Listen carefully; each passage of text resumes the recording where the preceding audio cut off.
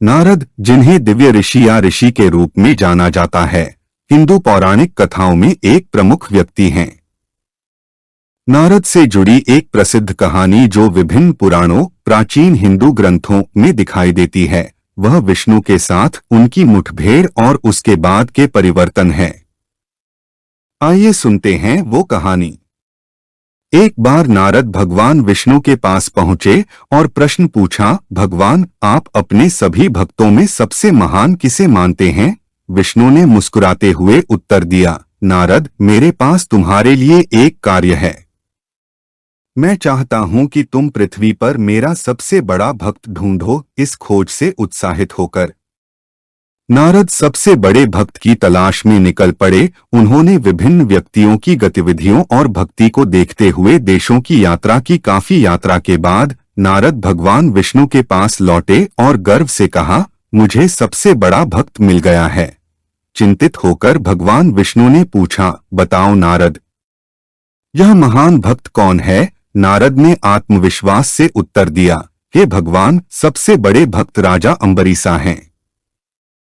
वह एक धर्मी और समर्पित शासक हैं जो दृढ़ता से धर्म के मार्ग पर चलते हैं और लगातार आपके नाम का जप करते हैं। विष्णु ने राजा अम्बरीश की भक्ति की परीक्षा लेने के लिए एक योजना बनाई। उन्होंने राजा अम्बरीश के लिए एक यज्ञ आयोजित किया और पूरे समारोह में राजा की रक्षा के लिए सुदर्शन चक्र को नियुक्त किया। जब यज्ञ चल रहा था तब दुर्वासा महर्षि घटनास्थल पर पहुंचे। अपने अप्रत्याशित स्वभाव के लिए जाने जाने वाले दुर्वासा इस भव्य समारोह को देखकर बहुत प्रसन्न हुए और उन्होंने अम्बरीश का निमंत्रण स्वीकार करने से पहले इंद्र से मिलने का फैसला किया। हालांकि उनके उपवास की समय सीमा निकट थी और अम्बरीसा को यज्ञ के भाग के रूप में देवताओं को भोजन खिलाना था। आपातकाल को देखते हुए राजा अम्बरीश ने समारोह की पवित्रता बनाए रखने के लिए प्रसाद के हिस्से के रूप में पानी की एक बूंद पीने का फैसला किया। जैसे ही अम्बरीश पानी पी रहे थे तभी दुर्वासा आ गए और ऋषि इसे आतिथ्य का उल्लंघन मानकर क्रोधित हो गए। ऋषि दुर्वासा ने एक असुर को राजा अम्बरीश पर हमला करने की सलाह दी, लेकिन अम्बरीश शांत हो गए और विष्णु के सामने आत्मसमर्पण कर दिया। सुदर्शन चक्र अचानक प्रकट हुआ और दुर्वासन का पीछा करने लगा। ऋषि को अपनी गलती का एहसास हुआ और उन्होंने भगवान विष्णु की शरण ली। सुदर्शन चक्र ने लगातार दुर्वासा का पीछा किया, लेकिन ऋषि को कहीं भी सांत्वना नहीं मिली। हताश होकर उन्होंने ब्रह्मा की मदद मांगी, जो बदले में उन्हें विष्णु के पास ले गए।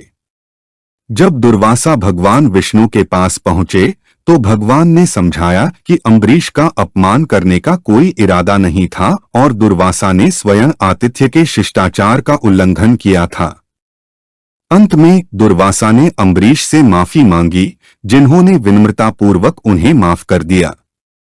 सुदर्शन चक्र ने उसका पीछा करना बंद कर दिया और शांति बहाल हो गई।